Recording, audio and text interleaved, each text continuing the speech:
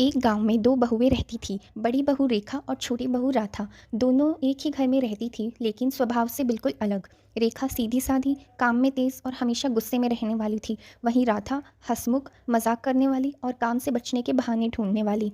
एक दिन गांव में जोरदार बारिश शुरू हो गई। बादल गरजने लगे, बिजली चमकने लगी और पूरा गांव पानी व कीचड़ से भर गया। रेखा घबराकर बोली, हे भगवान, अब खाना कैसे बनेगा? सब कुछ गीला हो गया है और गैस भी धीमी चल रही है। तभी राधा बोली, अरे दीदी, इतना टेंशन क्यों लेती हो? क्यों ना आज हम कुछ नया बनाएं, बारिश स्पेशल पकौड़ा पार्टी करें। रेखा आंखें बड़े करते हुए बोली, पकौड़े? इतनी बारिश में पकौड़े कैसे बनेंगे? और गैस तो वैसे ही धीमी चल रही है। राधा मुस्कुराकर बोली, गैस नहीं है तो क्या हुआ, लकड़ियाँ जलाते हैं और पकौड़े बनाते हैं। दीदी, दिल से बनाओगे तो मिट्टी के चूल्हे में भी पकौड़े का स्वाद ज़बरदस्त आएगा। रेखा ने हार मान ली और बोली, ठीक है, जैसे तुम कहो वैसा करते हैं, लेकिन सारा काम तुम करोगी। दोनों बहुएं बाहर आंगन में जाकर चूल्हा जलाने लगी।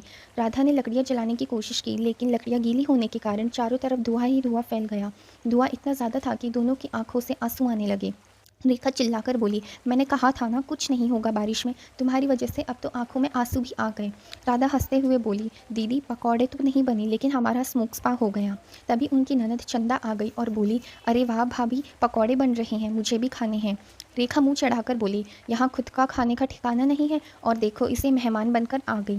राधा हंसते हुए बोली, आओ ननद जी, हमारी मदद करवाओ, अगर पकौड़े खाने हैं तो तुम प्याज काट दो और दीदी आलू छील देगी। रेखा बोली, मैं क्यों आलू छीलूँ? राधा मुस्कुराकर बोली, क्योंकि आप बड़ी बहू हैं तो बड़े काम बड़े लोगों के ही होते हैं। रेखा को अपनी तारीफ सुनकर अच्छा लगा और वह मुस्कुराकर आलू छीलने लगी। तभी गांव के कुछ बच्चे बारिश में भीगते हुए आए और बोले, चाची, क्या बना रही हो? राधा बोली, चलो बच्चों, काम करो, अगर पकौड़े खाने हैं तो जंगल से सूखी लकड़ियाँ तोड़ कर लाओ। बच्चे दौड़कर जंगल गए और ढेर सारी सूखी लकड़ियाँ ले आए। आखिरकार किसी तरह चूल्हा जल गया और पकौड़े बनने लगे, आलू के, प्याज के, मिर्च के, पनीर के। गलती से रेखा एक तीखी मिर्च का पकौड़ा खा बैठी और उसे बहुत तेज़ मिर्च लग गई।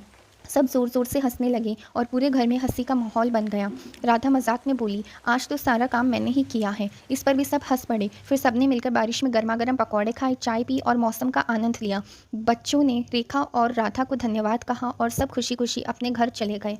कहानी समाप्त। सीख, प्यार और हंसी से हर मुश्किल आसान हो जाती है और हर मौसम सुहाना बन जाता है।